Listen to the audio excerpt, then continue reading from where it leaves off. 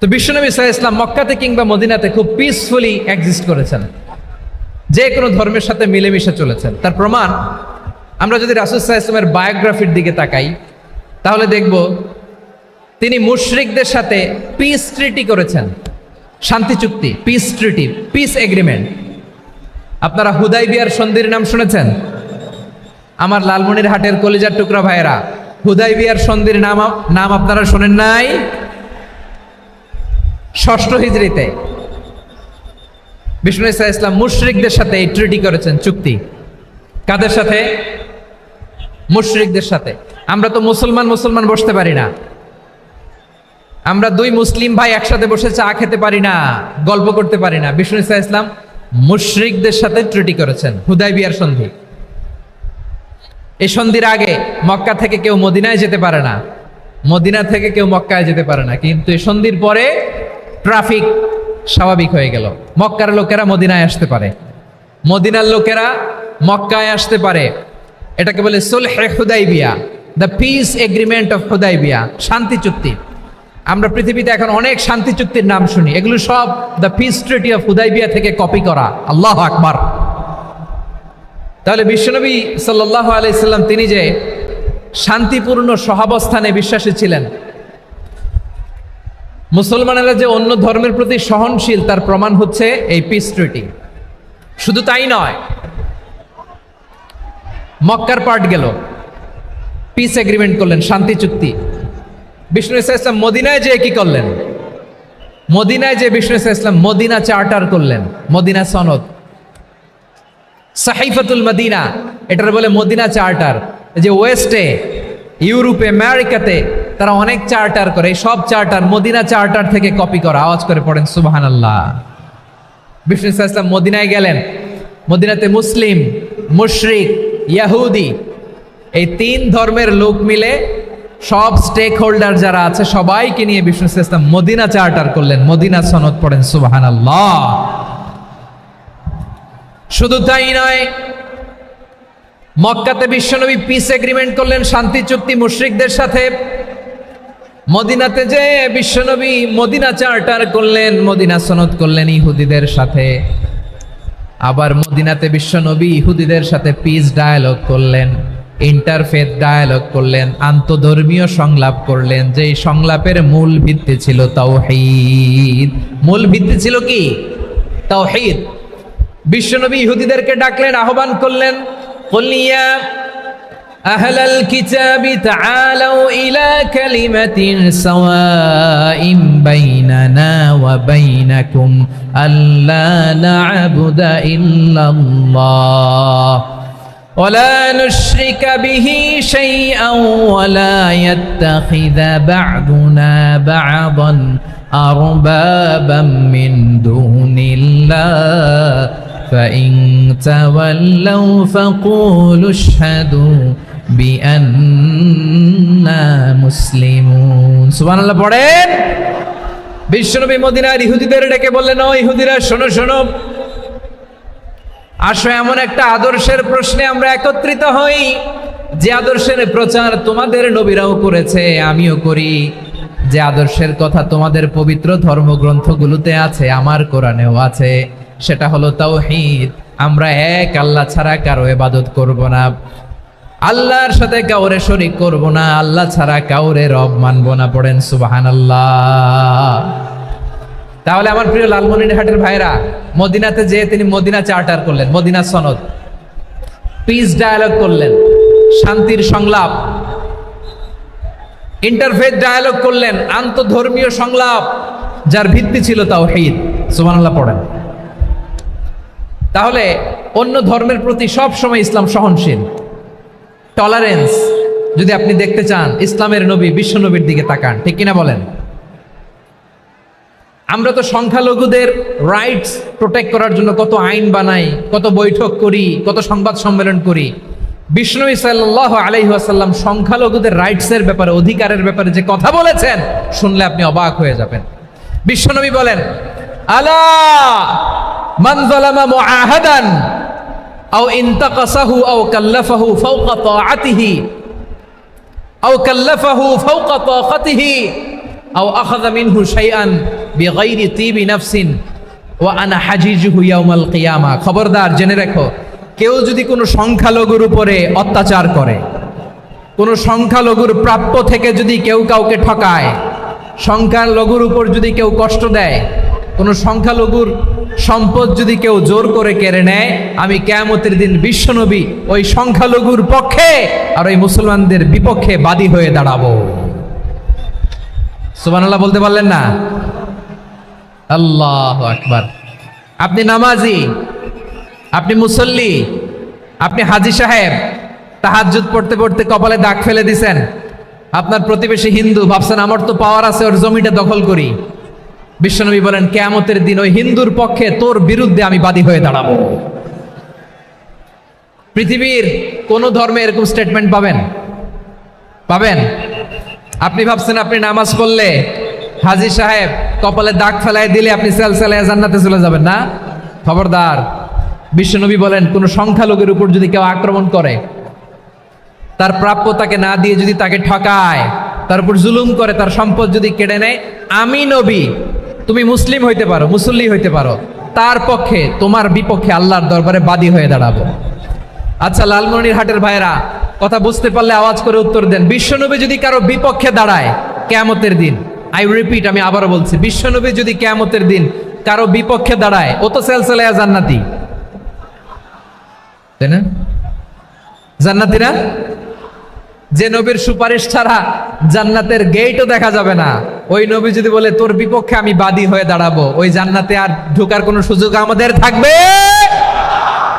এখানেই শেষ না আমার প্রিয় লালমনিরহাটের ভাইয়েরা, এখানেই শেষ নয়। বিশ্বনবী বলেন মান কাতালা মুআহাদান, বুখারীর বর্ণনা, মান কাতালা মুআহাদান লাম ইয়ারাহ রাইহাতাল জান্নাহ। কেউ যদি, কোনো মুসলিম যদি অন্যায়ভাবে কোনো সংখ্যালঘুকে হত্যা করে, কোনো হিন্দুকে হত্যা করে, কোনো বৌদ্ধরে হত্যা করে, অন্যায়ভাবে কোনো মুসলিম যদি কোনো সংখ্যালঘুরে হত্যা করে, জান্নাতে যাওয়া তো দূরের কথা, ওই মুসলিম জান্নাতের ঘ্রাণও পাবে না। সহিহ বুখারীর বর্ণনা, মান কাতালা মুআহাদান লাম ইয়ারাহ রাইহাতাল জান্নাহ ওয়া ইন্না রিহাহা লা ইউজাদু মিন মাসিরাতি 40 আমা। যে জান্নাতের ঘ্রাণ 40 বছর দূরের রাস্তা থেকেই পাওয়া যায়। সুবহানাল্লাহ পড়েন। প্রিয় ভাইরা, এখান থেকে জান্নাতে পৌঁছতে লাগবে 40 বছর। এত দূর, কত বছর? সবাই বলেন কত বছর? এখান থেকে জান্নাতে পৌঁছতে লাগবে 40 বছর। এত দূরে থাকতেই জান্নাতের ঘ্রাণ আপনার নাকে এসে ধাক্কা মারবে। বিশ্বনবী বলেন যে ব্যক্তি কোন সংখ্যালঘুকে হত্যা করে, জান্নাতের ঘ্রাণ তো পাবেই, জান্নাতে তো ঢুকতে পারবেই না, জান্নাতের ঘ্রাণও তার নাকে লাগবে না। পড়েন নাউযুবিল্লাহ। তাহলে সংখ্যালঘুদের ব্যাপারে ইসলামে অধিকার দেয়া আছে না নাই?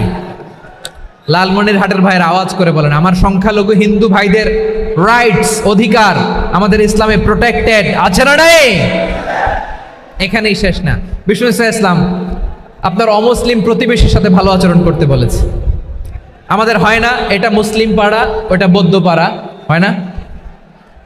অনেক সময় হয় না, এটা আমাদের মুসলিম পাড়া, ওইটা হিন্দু পাড়া, এরকম আছে না নাই? লালমনিরহাটে নাই না? আছে? হিন্দু যদি আপনার প্রতিবেশী হয় কি করবেন? ওরে কষ্ট দিবেন নাকি? কেন? ও তো হিন্দু, ও তো আমার আল্লাহরে ডাকে না, ওরে কষ্ট দিলে জায়েজ হবে না? খবরদার। বিষ্ণু ইসলাম বলেন মান কানা ইউমিনু বিল্লাহ ওয়াল ইয়াউমিল আখির ফালিউকরিম জারাহ। যে আল্লাহ বিশ্বাস করে আর আখিরাতে বিশ্বাস করে, সেজন্য প্রতিবেশীর সাথে ভালো আচরণ করে। সুবহানাল্লাহ। কলিজা জুড়ায় যায় না আমার নবীর কথাগুলো শুনলে? যে আল্লাহ বিশ্বাস করে, যে আখিরাতে বিশ্বাস করে, সেজন্য প্রতিবেশীর সাথে ভালো আচরণ করে। এখানে বলছে মুসলিম প্রতিবেশী বলছে, নামাজি প্রতিবেশী বলছে, আল্লাহওয়ালা প্রতিবেশী বলছে না। প্রতিবেশী আস্তিক হোক নাস্তিক হোক, প্রতিবেশী মুমিন হোক মুশরিক হোক, প্রতিবেশী হইলেই তার সাথে ভালো আচরণের দরকার আছে না নাই? আমার প্রিয় লালমনিরহাটের ভাইয়েরা, বিষ্ণু ইসলাম ওনার ইহুদি প্রতিবেশীদের দেখাশোনা করতেন। আমার প্রিয় ভাইয়েরা, প্রতিবেশী আস্তিক হোক নাস্তিক হোক, মুসলিম হোক হিন্দু হোক তার সাথে ভালো আচরণ করতে হবে। বিষ্ণু ইসা ইসলাম ওনার ইহুদি প্রতিবেশীর বাসায় যেতেন। কোন প্রতিবেশী? ইহুদি। আওয়াজ করে বলেন, কোন প্রতিবেশী? ইহুদি। এক ইহুদি কিশোর বিষ্ণু ইসা ইসলামের খেদমত করতে, ইহুদি ছেলে আমার নবীর খেদমত করতো, তারা ছিল নবীর প্রতিবেশী। তো অনেক দিন হয় ইহুদি ছেলেটা আসে না। বিষ্ণুনবী খোঁজ দিলেন, ঘটনা কি? একটা ইহুদি ছেলে না আমার খেদমতে আসতো, ছেলেটা কই? খোঁজ নিয়ে জানলেন ছেলেটা অসুস্থ। বিষ্ণু ইসা ইসলাম ওই ইহুদির বাড়িতে চলে গেলেন ওই ছেলেটাকে দেখা করার জন্য, ভিজিট করার জন্য। সুবহানাল্লাহ পড়বেন না? গেলেন, যে দেখে ইহুদি ছেলেটা মুমূর্ষ, যান যায় যায় ভাব, বিছানায় পড়ে আছে, তার বাবা দাঁড়ানো। বিশ্বনবী তার মাথার পাশে বসলেন, মাথায় হাত বুলিয়ে দিলেন, আর ছেলেটাকে বললেন, আসলিম, হে ইহুদি ছেলে, আসলিম, ইসলাম ধর্ম গ্রহণ করো। তো ছোট্ট ছেলে ভাবে আমরা ইহুদি, এখন ইসলাম ধর্ম গ্রহণ করলে আব্বা যদি বকা দেয়। ফানাযারা ইলা ওয়াজহি আবি, ছেলেটা তার বাবার চেহারার দিকে তাকালো, দেখি আব্বা কি কয়। আব্বা যদি বলে তাইলে ইসলাম ধর্ম গ্রহণ করবো। ইহুদি ছেলেটা তার বাবার দিকে যখন তাকালো, ওর বাবা বলে, আতি আবুল কাসিম, আবুল কাসিম যা বলে তাই করো। আবুল কাসিম হচ্ছে বিষ্ণু ইসা ইসলামের একটা কুনিয়াত, উপনাম। আমার রাসূলের বড় ছেলের নাম ছিল কাসেম। যেমন দেখবেন আমাদের এলাকায় কারো ছেলের বড় ছেলের নাম যদি হয় আব্দুল্লাহ, এরা আব্দুল্লাহর বাপ বলে ডাকে। কারো বড় মেয়ের নাম যদি হয় ফাতেমা, এরা কি ডাকে? ফাতেমার বাপ বলে না? তো বিষ্ণু ইসা ইসলামের বড় ছেলের নাম ছিল কাসেম। ইহুদি বাবা বলল, আতি আবুল কাসেম, আবুল কাসেম যা বলে তাই শোনো, মানে মোহাম্মদ যা বলে তাই শোনো। এই কথা শুনে ছেলে সাহস পাইছে, ছেলে আবার পড়তে আরম্ভ করলো, আশহাদু আল্লাহ ইলাহা ইল্লাল্লাহ ওয়া আশহাদু আন্না মুহাম্মাদার রাসূলুল্লাহ, পড়েন আল্লাহু আকবার। বিশ্বনবীর আহ্বান শুনে ওই আহ্বানে সাড়া দিয়ে ইহুদি ছেলে শাহাদা পড়ে মুসলমান হয়ে গেল। তার হৃদয়টার ইমানের নূর দিয়ে আলোকিত করে দিল কে? প্রিয় ভাইরা, এবার রাসূল সাল্লাল্লাহু আলাইহি ওয়াসাল্লাম বের হয়ে আসলেন ঘর থেকে, আর বললেন, আলহামদুলিল্লাহিল্লাযী আনকাযাহু মিনান নার, প্রশংসা সে আল্লাহর, যে আল্লাহ জাহান্নামে চলে যাচ্ছিল প্রায় এমন একটা লোককে মুহূর্তের মধ্যে কালেমায়ে শাহাদাতের বদৌলতে জান্নাতি বানায় দিলেন। আওয়াজ করে পড়েন সুবহানাল্লাহ। এই হাদিস থেকে আমরা কি শিখলাম? What is the moral of the story? এক নম্বর স্টোরি হলো, প্রতিবেশী ইহুদি হোক হিন্দু হোক, যাবেন, সুসম্পর্ক রাখবেন, উপহার দিবেন, বিপদে পাশে দাঁড়াবেন, তাইলেই তো আপনাদের প্রতি, মুসলমানদের প্রতি তারা আকৃষ্ট হবে, ঠিক কিনা বলেন? আপনি যদি হিন্দুদের সাথে বৌদ্ধদের সাথে নাই মিশেন, নাস্তিকের কাছে নাই যান, তো ইসলামের সৌন্দর্যটা ওরা বুঝবে কেমনে? আমার অনেক হিন্দু পরিচিত ভাই আছে, ওরা আমাদের ইফতারির প্রোগ্রামে এসে একসাথে ইফতারি করে। অনেক মদখোর আমার সাথে বসে একসাথে ডিনার করে, হাফ প্যান্ট পরা, গলায় স্বর্ণের চেইন, হাতে স্বর্ণের ব্রেসলেট, আইসা আমার সাথে ডিনার করছে, আছে এরকম। গাঁজাখোর, আমি বলি আসো, welcome welcome to my dinner, আসো বসো। বসলেই তো আমি ওর ডিএনএ, চিন্তার ডিএনএ চেঞ্জ করে দেওয়ার সুযোগ পাবো, চিল্লায় বলো ঠিক কি না? আসতে হবে আমার কাছে। Our door is open, the door of Islam is open 24/7। সব সময় আমাদের ইসলামের দরজা আমার অমুসলিম ভাইদের জন্য খোলা আছে না নাই? এই হাদিস থেকে দুইটা শিক্ষা। এক নম্বর শিক্ষা, প্রতিবেশী মুসলিম হোক অমুসলিম হোক, যান, অসুস্থ হইলে একটু আপেল নিয়ে যান, আঙ্গুর নিয়ে যান, কমলা নিয়ে যান, তাদের সাথে ভালো আচরণ করেন। ইসলামের বিউটি দেখে, সৌন্দর্য দেখে অবাক হবে, নসিব ভালো হলে কোনোদিন কালিমা পড়ে মুসলমান হয়ে যাবে, ঠিক কিনা বলেন? তাহলে অমুসলিমের সাথে ভালো সম্পর্ক। বিশ্বনবী ইহুদির বাড়িতে গেলেন, ইহুদির বাড়ি, আর আমার মুসলমান ভাই আমার কাফের বলে, এরকম আছে না নাই? মুসলিমরা দেখতে পারে না, সহ্য করতে পারে। বিশ্বনবী সাল্লাল্লাহু আলাইহি ওয়াসাল্লাম ইহুদির বাড়িতে গেলেন, এটা একটা শিক্ষা। আরেকটা শিক্ষা হলো বিশ্বনবী সাল্লাল্লাহু আলাইহি ওয়াসাল্লামের খাদেম ছিল ইহুদি, এতদিন খেদমত করলো, একদিনও বিশ্বনবী ওরা কালিমার দাওয়াত দেয় নাই। কারণ কি? বিশ্বনবী একটা ভালো সময়ের অপেক্ষা করতেছিলেন, প্রপার টাইমিং। দাঈর কাজ হচ্ছে দাঈ ইলাল্লাহ, সে হচ্ছে সুযোগ সন্ধানী। দাঈ সুযোগ খোঁজে, কখন দাওয়া দিলে ব্যাটে বলে হবে, ঝোপ বুঝে কোপ মারে, ঠিক কিনা বলেন? বিষ্ণু সাল্লাল্লাহু আলাইহি ওয়াসাল্লাম ভালো সময়ের অপেক্ষা করতেছিলেন, দেখি ভালো সময় আসুক আসুক আসুক আসুক। আস্তে আস্তে এমন সময় আসছে, ছেলে এবার মুমূর্ষ, অসুস্থ ব্যক্তির হৃদয় অত্যন্ত নরম থাকে, হসপিটালে যখন কেউ যায় তার হৃদয়টা বড্ড নরম থাকে, মৃত্যুর ভয়ে তার অন্তরটা নরম থাকে, ঠিক কিনা বলেন? এই প্রপার টাইমিং এর অপেক্ষা করতেছিলেন, যখনই টাইমিং পেয়েছেন দাওয়াত দিলেন, পড়ো লা ইলাহা ইল্লাল্লাহ, সুবহানাল্লাহ পড়েন সবাই। তাহলে ইসলাম অমুসলিম প্রতিবেশীর সাথে ভালো আচরণ করতে বলে। ইসলাম অমুসলিম মাতা পিতার সাথেও ভালো আচরণ করতে বলে। মাতা পিতা যদি অমুসলিম হয় তারা ফেলে দিতে পারবেন? পারবেন? আমার লালমনিরহাটের ভাইয়েরা, অনেক হিন্দু ছেলে আমাদের হাতে শাহাদা পড়ে মুসলিম হয়, কিন্তু ওর মা মুসলমান হয় নাই, বাবাও হয় নাই, এরকম আছে না নাই?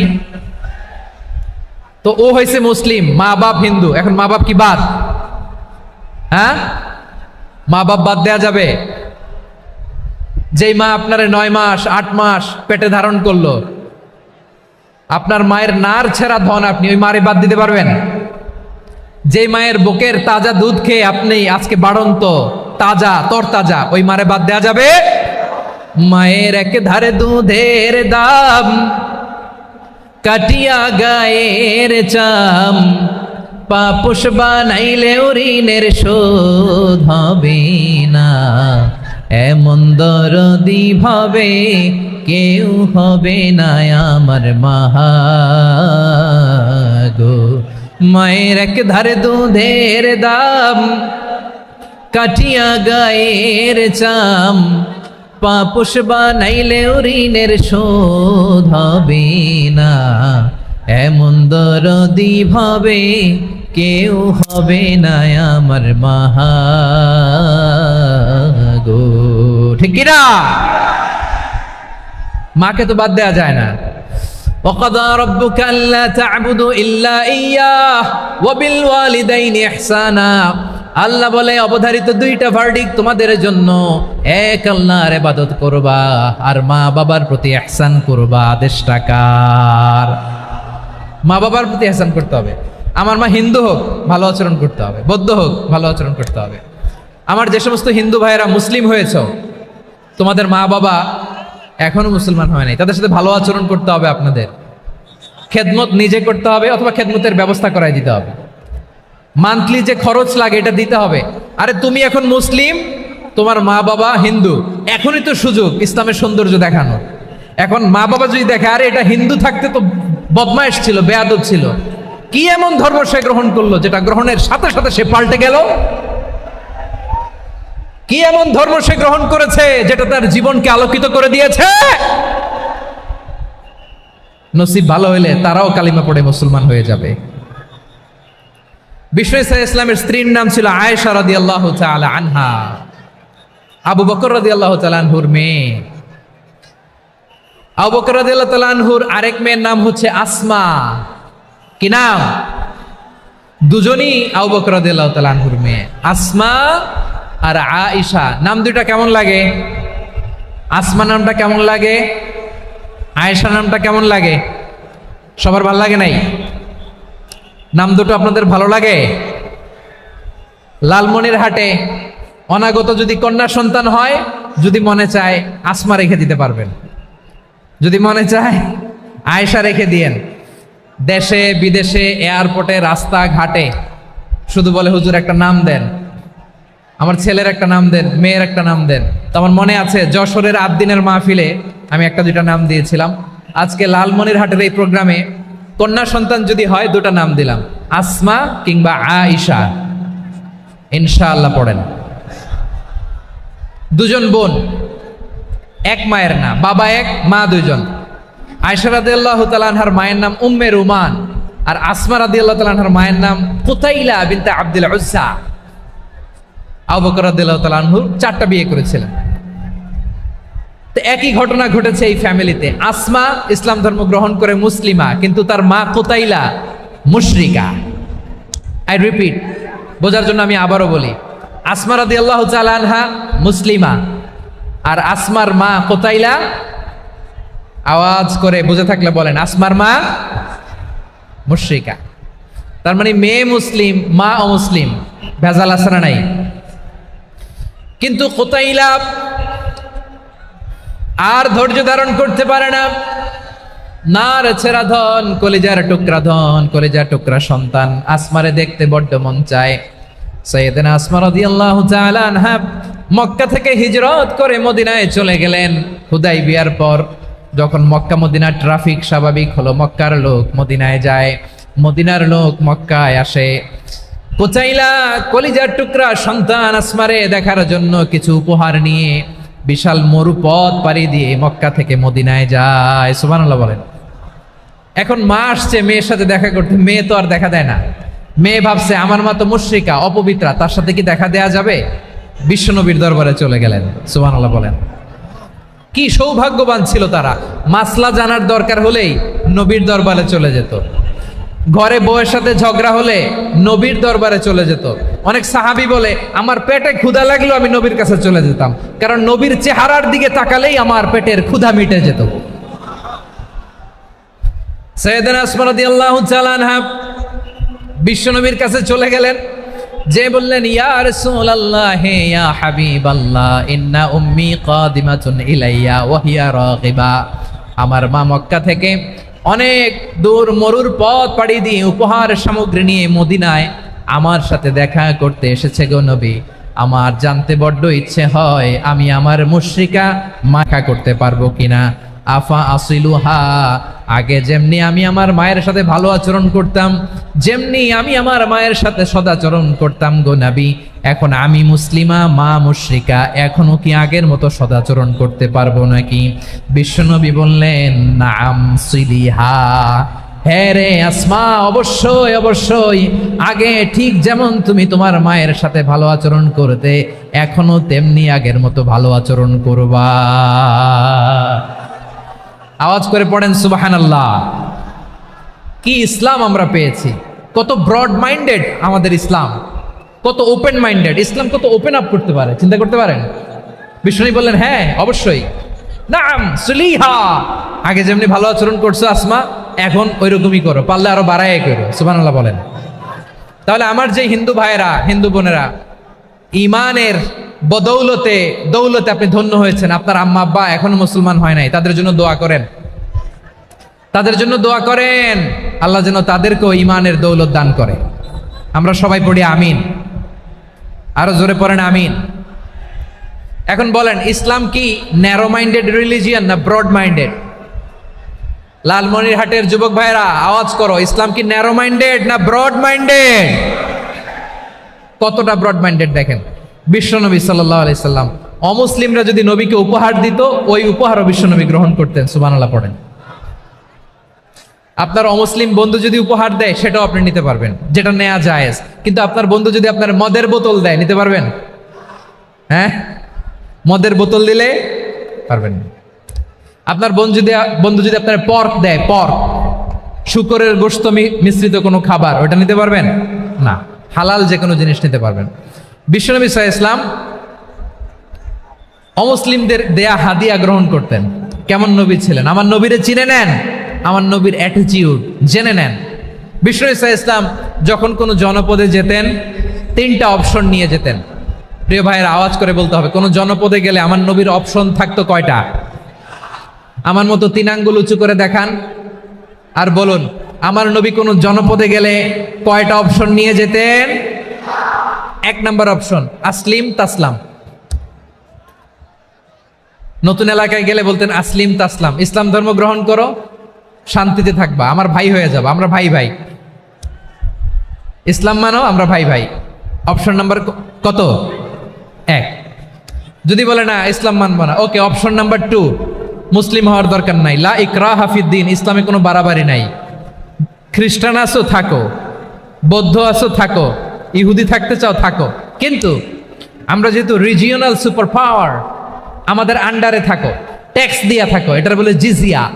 আলেম যারা আছেন বুঝবেন এটার আরবিতে কি বলে, জিজিয়া। You pay us the tax, we will give you the security. তোমরা ট্যাক্স দিবা, আমরা সিকিউরিটি দিব, আমাদের আওতায় থাকবা, কেউ তোমাদেরকে আক্রমণ করতে পারবে না, আমরা নিরাপত্তা দিব। সুবহানাল্লাহ বলেন। এটা অপশন নাম্বার কত? আচ্ছা বুঝে থাকলে বলেন 1 নাম্বার অপশন কি ছিল? ইসলাম। ইসলাম মানো, শান্তিতে থাকবা, ভাই ভাই, আমরা ভাই ভাই। অপশন নাম্বার 2, ট্যাক্স দাও, আমরা নিরাপত্তা দিব, মুসলিম হওয়া লাগবে না। এখন 1 নাম্বারও মানে না, 2 নাম্বারও মানে না, মুসলিম হবো না, ভালো, খ্রিস্টান থাকো, ট্যাক্স দাও, আমরা সিকিউরিটি দিব না, এটাও মানি না। বিষ্ণু বলেন তাহলে তলোয়ার আমাদের আর তোমাদের মাঝে ফায়সালা করবে। মুসলিমও হবে না, ট্যাক্স দিবা, নিরাপত্তা দিব, আমরা সুপার পাওয়ার, আমাদের আন্ডারে থাকবে, এটাও না। তাহলে তোমাদেরকে তো আমরা বিশ্বাস করতে পারি না, কখন না কখন বিশ্বাসঘাতকতা করো, কার সাথে মিলে হাত মিলাও, তলোয়ার আমাদের মাঝে ফায়সালা করবে। তখন তিনি জেহাদের সশস্ত্র সংগ্রামের ঘোষণা দিতেন। সুবহানাল্লাহ পড়েন। দেখেন পশ্চিমারা জেহাদকে এইভাবে চিত্রায়িত করে না। ওরা জেহাদ বলতে বোঝায় তলোয়ার, হাত কাটো, গলা কাটো না। জেহাদ সশস্ত্র সংগ্রাম 3 নম্বরে। অধিকাংশ ক্ষেত্রেই বিশ্বনবীর সুন্দর আচরণ দেখে, আরে আমার নবীর যে নুরানি চেহারা, অনেকে তো কেবল সিরেফ চেহারাটা দেখেই কালিমা পড়ে মুসলমান হয়ে গিয়েছে। যারা মুসলিম হয় নাই তারা তাদের ইসলামেই বলবৎ ছিল, ট্যাক্স দিয়ে ইসলামের আন্ডারে ছিল। যারা এটাও মানে নাই ওইটাও মানে নাই, তাদের বিরুদ্ধে জেহাদ। বিষ্ণু ইসলাম 7ম হিজরিতে যখন খায়বার বিজয়ের পরে ইসলাম রিজিওনাল সুপার পাওয়ার হিসেবে আত্মপ্রকাশ করলো, বিশ্বনবী চিঠি লিখলেন অন্যান্য সুপার পাওয়ারের কাছে, রাষ্ট্রীয় চিঠি লেখে এক রাষ্ট্রপ্রধান আরেক রাষ্ট্রপ্রধানের কাছে। ঠিক কিনা বলেন? জানেন না আপনারা? এই যে 24-এর ছাত্র নাগরিক অভ্যুত্থানে, এই অভ্যুত্থান যখন শুরু হয়, আমি তখন সাউথ আফ্রিকাতে একটা স্ট্যাটাস দিয়েছিলাম, কোটা নয় গোটা দেশ সংস্কার করা লাগবে। শুধু বাংলাদেশ নয়, সারা বিশ্বের বাংলা ভাষাভাষী লোকেরা এই আন্দোলনের সাথে সমর্থন তারা করেছে, এটাকে সাপোর্ট করেছে, তারা সমর্থন দিয়েছে। আমাদের ইউনাইটেড আরব আমিরাতের বাংলাদেশি ভাইয়েরা তারা সেখানে রাস্তায় নেমে এসেছিল, জানেন? ওইখানে ডেমনস্ট্রেশন করা যায় না, সেখানকার সরকার তাদেরকে যাবজ্জীবন দিয়েছিল। তখন আমাদের এই যে প্রধান উপদেষ্টা ডক্টর মোহাম্মদ ইউনূস সরাসরি G2G বলে, এটারে G2G, government to government, G2G, উনি চিঠি লিখলেন যে তাদেরকে, ইউর হাইনেস, হে সম্মানিত আমির, আপনি আমার এই চিঠির কারণে আমার সম্মানে এই 53 জন বাংলাদেশিকে মাফ করে দেন। এই চিঠির বদৌলতে বেকসুর খালাস পেয়ে গিয়েছিল আমাদের ভাইরা। জানেন না এই ঘটনা আপনারা? তাহলে গভর্নমেন্ট টু গভর্নমেন্ট চিঠি দেওয়া হয়। 7ম হিজরিতে বিষ্ণু ইসলাম সব সুপার পাওয়ারের কাছে চিঠি দিলেন, রোমান সম্রাটের কাছে, পারস্য অধিপতির কাছে, মিশরের অধিপতির কাছে, সবার কাছে চিঠি লিখলেন। চিঠির ভাষা ছিল এরকম, মিন মুহাম্মাদিন রাসূলিল্লাহ ইলা মুকাওকিস আযীমিল কিবত, মুহাম্মদ রাসূলুল্লাহর পক্ষ থেকে মিশরের বাদশার কাছে, আসলিম তাসলাম, ইসলাম মানো, শান্তিতে থাকবা, সালামুন আলা মান ইত্তাবা আল হুদা, শান্তি তার জন্য যে হেদায়েতের অনুসরণ করে। সুবহানাল্লাহ পড়েন। এই চিঠি অনেকে ভালোভাবে রিসিভ করেছে, অনেকে এই চিঠি পাওয়ার পরে নবীর কাছে আবার ইন রিটার্ন উপহার পাঠিয়েছে। কি পাঠিয়েছে? উপহার। মিশরের বাদশাহ মুকাওকিস তিনি বিশ্বনবীকে বিশাল এক উপহারের ডালি পাঠিয়েছেন। মিশরের বাদশাহ মুকাওকিস ছিলেন ধর্মে খ্রিস্টান। লালমনিরহাটের ভাইয়েরা আওয়াজ করে বলেন, মিশরের বাদশাহ ধর্মে কি ছিল? খ্রিস্টান। কি উপহার দিয়েছিল আমার নবীকে? শুনতে মনে চায়? আওয়াজ নাই লালমনিরহাটের গলায়, শুনতে মনে চায়? 1000 স্বর্ণ মুদ্রা, 1000 স্বর্ণ মুদ্রা। 2টা খ্রিস্টান দাসী, একজনের নাম মারিয়া বিনতে শামউন আল কিবতিয়া, আরেকজনের নাম সিরিন বিনতে শামউন আল কিবতিয়া। একজন খ্রিস্টান দাস 20 থান কাপড় জামা বানানোর জন্য, আমরা নবী যেন সেলাই করে জামা বানাতে পারে এজন্য 20 থান কাপড়, 20 থান ফাইন গার্মেন্ট। সুবহানাল্লাহ পড়বেন না? এরপরে একটা গাধা যেটার নাম ছিল উফাইর, আর একটা খচ্চর, এটার নাম ছিল দুলদুল। খচ্চর চিনেন? গাধা আর ঘোড়ার ক্রসিং এ যে প্রাণীটা দুনিয়াতে আসে এটার খচ্চর বলে। তো এই যে সুপার পাওয়ার খ্রিস্টান বাদশার কাছে নবী চিঠি লিখলেন, ওই খ্রিস্টান বাদশা আমার নবীকে উপহার দিল, বিশ্বনবী এই উপহারগুলো সানন্দে গ্রহণ করেছে। সুবহানাল্লাহ পড়বেন না? তাহলে অমুসলিম কেউ যদি আপনাকে উপহার দেয়, হালাল উপহার হলে আপনি গ্রহণ করতে পারবেন। অনুরূপভাবে পারস্যের বাদশাহ, রোম সম্রাট বিশ্বনবীকে উপহার পাঠিয়েছেন, আমার নবী সবগুলো উপহার গিফট গ্রহণ করেছেন। সুবহানাল্লাহ বলেন। তাহলে প্রিয় লালমনিরহাট আওয়াজ করে বলুন, ইসলাম কি ন্যারো মাইন্ডেড রিলিজিয়ন না ব্রড মাইন্ডেড? আম্মা জান আয়েশার কাছে মাসালা জানতে চায় মেয়েরা, হে আম্মাজান, অগ্নি উপাসকেরা তাদের ঈদের দিন নওরোজের সময় আমাদেরকে পাখি দেয়, নেওয়া যাবে? উনি বললেন, ওরা জবাই করে দিলে নেওয়া যাবে না, কিন্তু ওরা যদি ফলমূল এরকম খাবার দেয় এগুলো নেওয়া যাবে। তার মানে অমুসলিমদের দেয়া উপহার এটা গ্রহণ করা যায়। সুবহানাল্লাহ বলেন।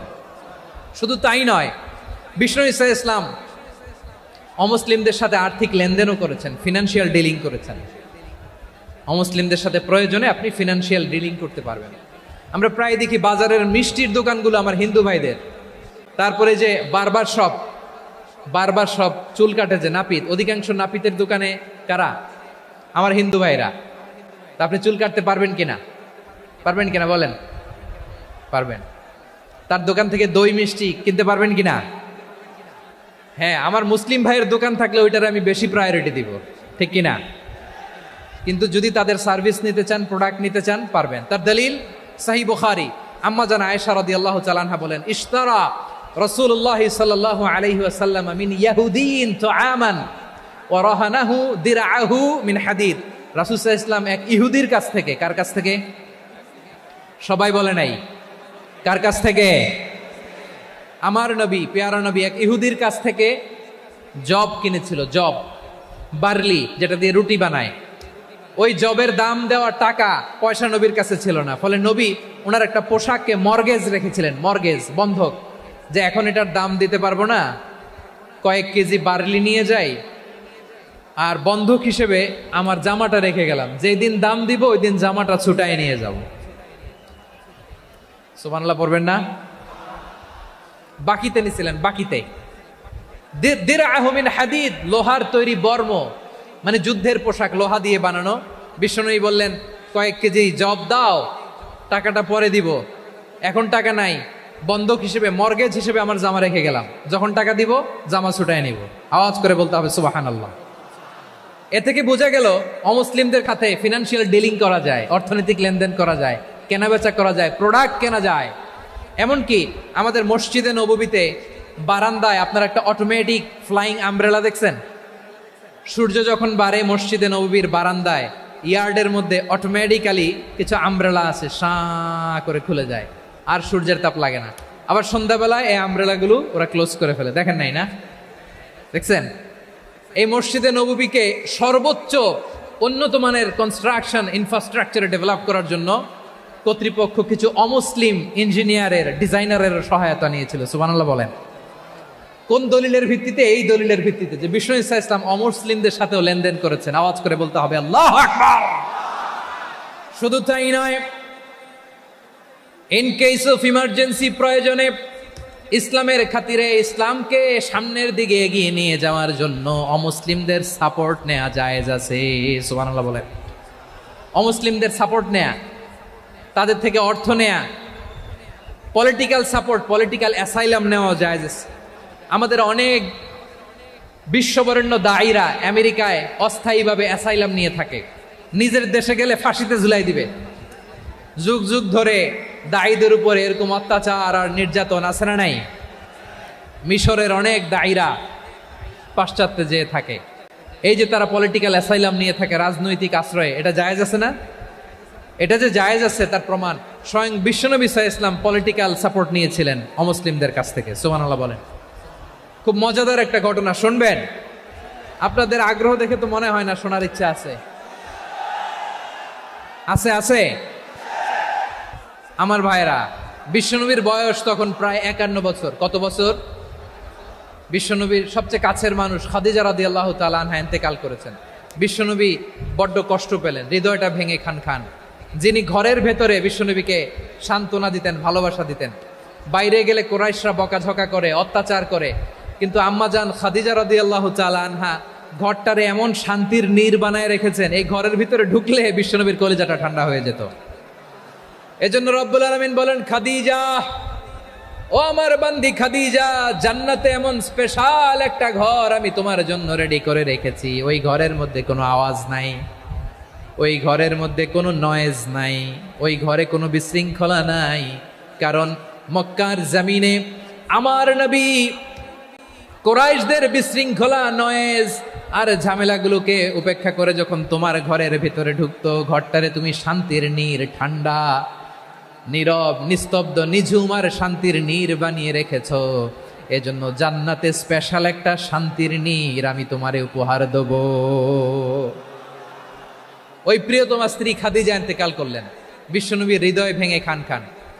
আবার ওনার চাচা আবু তালেব ইন্তেকাল করলেন, যিনি পলিটিক্যাল শেল্টার দিতেন নবীকে। কে দিতেন? আবু তালেবের ভয়ে, বিশ্বনবীর এই চাচার ভয়ে কোনো মুশরিক নবীর গায়ে হাত দেওয়ার সাহস পায় নাই।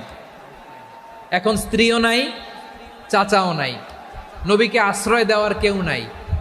নবীর চারদিকে অন্ধকার, নবী এখন কই যাবেন?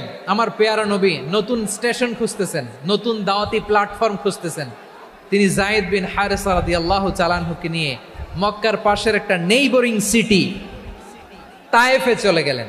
কোথায় চলে গেলেন? লালমনিরহাটের ভাইয়ের আওয়াজ করে বলেন, কোথায় গেলেন? তায়েফে চলে গেলেন দিনের দাওয়াত দেওয়ার জন্য। কি দেওয়ার জন্য? নাকি জমি কিনতে গেছিলেন? জমি কিনতে, দুনিয়ার যশ খ্যাতির জন্য, নিজের কোনো লাভের জন্য? তায়েফবাসীদেরকে জাহান্নামের আগুন থেকে বাঁচানোর জন্য। আওয়াজ করে বলতে হবে, ঠিক কিনা? বিশ্বনবী বিশাল মরুপথ, পাহাড়ি পথ পাড়ি দিয়ে তায়েফের মরুজমিনে গেলেন কোরআনের দাওয়াত নিয়ে, ইমানের দাওয়াত নিয়ে। কিন্তু তায়েফের লোকেরা বিশ্বনবীর দাওয়াতকে শুধু প্রত্যাখ্যান করেই থামে নাই, তারা বিশ্বনবীর সাথে অত্যন্ত খারাপ আচরণ করেছে। বিশ্বনবীকে শারীরিকভাবে হেনস্থা করেছে, আমার নবীকে শারীরিকভাবে অত্যাচার করেছে, আমার পেয়ারা নবীর গায়ে পাথর মেরেছে, বিশ্বনবীর গা বেয়ে ঝরঝর করে রক্ত ঝরেছে, নবী জামিনের মধ্যে লুটিয়ে পড়েছেন, আবার মেরেছে। আবার নবী হাঁটতে শুরু করলেন, পেছন থেকে আবার মেরেছে। আবার নবী রক্তাক্ত হয়ে জামিনের মধ্যে লুটিয়ে পড়লেন, আবার মেরেছে। বিশ্বনবীর মতো এত সুস্ত্রী মানব, বিশ্বনবীর মতো এত শুভ্র মানব, বিশ্বনবীর মতো এমন চমৎকার দেহাবয়ব দিয়ে রব্বুল আলামিন কাউকে বানান নাই। এরকম চমৎকার মানুষটাকে তারা তায়েফের ওই জমিনে রক্তাক্ত করেছে। বিশ্বনবী দুনিয়ার কোনো স্বার্থের জন্য সেখানে যান নাই, নিজের কোনো লাভের জন্য, প্রাপ্তির জন্য যান নাই, তায়েফবাসীদের জাহান্নামের আগুন থেকে বাঁচাতে গিয়েছেন। ঠিক কিনা বলেন? খেয়ে না খেয়ে দিন প্রচারের কাজে নিজেকে দিয়েছ বিলিয়ে, তায়েফের কাফিরেরা চিনল না সে আলো, দুষ্ট ছেলেদের পিছু দিল লেলিয়ে। পাথরের আঘাতে ক্ষত বিক্ষত হয়ে সারা শরীর থেকে রক্ত ঝরে। হে রাসূল তোমাকে ভুলি আমি কেমন করে, হে রাসূল তোমাকে ভুলি আমি কেমন করে। পারেন না আপনারা? ধরুন আমার সাথে, হাজার ব্যথা বেদনার পরে ফিরে আসনি তুমি আপন ঘরে, দিনের আলো তুমি ছড়িয়ে দিতে চলে গেলে মদিনায় মক্কা ছেড়ে। হে রাসূল তোমাকে ভুলি আমি কেমন করে, হে রাসূল তোমাকে ভুলি আমি কেমন করে। ঠিক কিনা বলেন? প্রিয় ভাইরা, তায়েফের ছেলেরা নবীকে রক্তাক্ত করলো। আমার নবী কই যাবে? কই যাবে? মক্কায় জায়গা নাই, তায়েফে জায়গা নাই। তায়েফ থেকে ভারাক্রান্ত মন নিয়ে আমার নবী মক্কায় ফিরে আসলেন। বিশ্ব নবী মক্কায় ঢুকতে পারেন না। মক্কার মরুভূমির দিকে তাকিয়ে, উপত্যকার দিকে তাকিয়ে বিশ্বনবী ধা ধা করে কাঁদেন, ঝরঝর করে। নবীর চেহারা মোবারক থেকে চোখের পানিগুলো বেয়ে বেয়ে পড়ে। আমার জন্মস্থান, আমার শৈশব, কৈশোর, যৌবন কেটেছে এই মক্কায়, আমার এলাকায় আমি ঢুকতে পারি না। বিশ্বনবী মক্কার অনতি দূরে দাঁড়িয়ে জায়েদকে পাঠালেন, জায়েদ যাও দেখো কেউ আমাকে সাপোর্ট করার মতো আছে কিনা, যাও অমুকের কাছে যাও। জায়েদ গেলেন, তারাও প্রত্যাখ্যান করে ফিরিয়ে দেয়। বিশ্বনবী বললেন যাও অমুক লোকের কাছে যাও, তিনিও প্রত্যাখ্যান করে ফিরিয়ে দিলেন। কেউ বিশ্বনবীকে আশ্রয় দিতে রাজি হয় না। নিজ জন্মভূমিতে বিতাড়িত বিশ্বনবী, সর্বশেষ বিশ্বনবী বললেন যাও মুতঈম ইবনে আদির ঘরে যাও। মুতঈম ইবনে আদি মুশরিক, তার কাছে যাও। গেলেন, মুতঈম ইবনে আদি রাজি হয়ে গেল। সুবহানাল্লাহ বলেন। দেখেন, অনেক বিপদের সময়ও আমি নিজে সাক্ষী, সামাজিকভাবে রাজনৈতিকভাবে কত ঝঞ্ঝা, কত ষড়যন্ত্র, কত কনস্পাইরেসি পারি দিয়ে আমাদেরকে সামনে এগিয়ে যেতে হয়। এই শত্রুদের ভেতরেও একজনকে দাঁড় করিয়ে দেয় যে আল্লাহর কোরআনের জন্য রেডি হয়ে যায়। পড়েন সুবহানাল্লাহ। মুতঈম ইবনে আদি, আল্লাহ তার মনকে নরম করে দিলেন। মুতঈম বলে, মুহাম্মদ আমি তোমাকে আশ্রয় দিব। তার দুই ছেলেকে পাঠালেন, যাও খোলা তলোয়ার নিয়ে, স্কট দিয়ে, গার্ড অফ অনার দিয়ে মোহাম্মদকে মক্কায় ঢুকাও, আর বলো আমি আমান দেব। আমান কি দিব? আমান মানে সিকিউরিটি, নিরাপত্তা। সিকিউরিটি ছাড়া, আমান দেওয়া ছাড়া কেউ থাকতে পারতো না মক্কায়। দুই ছেলে বিষ্ণু ঈসা ইসলামকে নিয়ে আসলো। নবী কাবার চারদিকে তাওয়াফ করলেন, নামাজ পড়লেন। আবু জাহেল, উতবা, শাইবা, ওয়ালিদ ইবনে মুগীরা সবাই দেখে, কেউ কিছু করতে পারে না। কারণ মুতঈম ইবনে আদি ঘোষণা দিয়েছেন, আমি মুহাম্মদকে আমান দিয়েছি, মুহাম্মদের গায়ে যেন কেউ স্পর্শ না করে। আওয়াজ করে পড়েন সুবহানাল্লাহ। নবীর এই বিপদকালে মুহূর্তে মুতঈমের হৃদয়টারে নরম করে দিল কে? আচ্ছা, লালমনিরহাটের ভাইয়েরা বলেন, এই মুতঈম কি মুসলিম ছিল না মুশরিক? সবাই বলতে হবে, মুসলিম না মুশরিক? তাহলে মুশরিকের কাছ থেকে নবী পলিটিক্যাল অ্যাসাইলাম, আধুনিক রাষ্ট্রবিজ্ঞানের ভাষায় পলিটিক্যাল অ্যাসাইলাম, যেটাকে বলে রাজনৈতিক আশ্রয়, ওনার আমান বা নিরাপত্তার এই ঘোষণায় তিনি মক্কায় ঢুকলেন। যতদিন নিরাপত্তা ছিল ছিলেন। মুতঈম যখন মারা গেল, বিষ্ণু ঈসা ইসলাম হিজরত করে মদিনায় চলে গেলেন। সুবহানাল্লাহ। কিন্তু মুতঈম যে বিশ্বনবীর উপকার করছে, এটা বিশ্বনবী ভুলে নাই। আমাদের অনেকে আছে, উপকার করার পরে আর খেয়াল থাকে না।